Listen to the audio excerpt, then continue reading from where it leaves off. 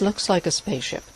And just like a spaceship, this machine is helping scientists go where they've never gone before in the quest to decipher what science has never been able to explain, the origins of the universe.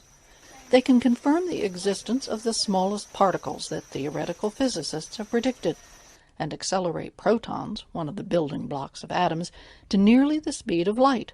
And they can create antimatter. But this doesn't mean they understand everything yet. Scientists think that at the beginning of things, the so-called Big Bang, matter and antimatter, negative matter, were created in equal amounts. In principle, if the difference between the two is only the charge, they should have just recombined and leave nothing but radiation, okay? However, we're here, I'm talking with you right now, so it means that at some point matter took over the antimatter, and this must be because there are some differences between matter and antimatter that we don't know about.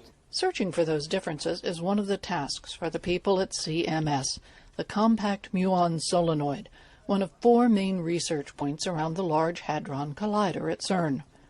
Packets of protons race around the circle in beams, traveling clockwise and counterclockwise, and when the physicists are ready, the beams are focused and made to collide at one of 4 experiment locations around the circle. If I would collide the beam unfocused, the probability of my fingers colliding here is very low.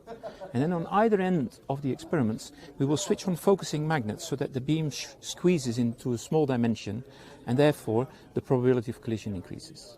Out of the 200 billion protons in the 2 beams rushing around the circuit, only 100 will collide. But right now, the collider and the experiments around it are in the midst of a 2-year shutdown for maintenance and upgrades, something that happens every 3 years. For VOA, that meant a chance to get a rare glimpse of a world not many get to see. For the scientists, it's a chance to recharge. I would say for us, it's an opportunity. We're looking at ways of making the detector better, repairing things, putting in new detectors, and preparing for the future runs, which the experiment will be running until, we hope, till 2035.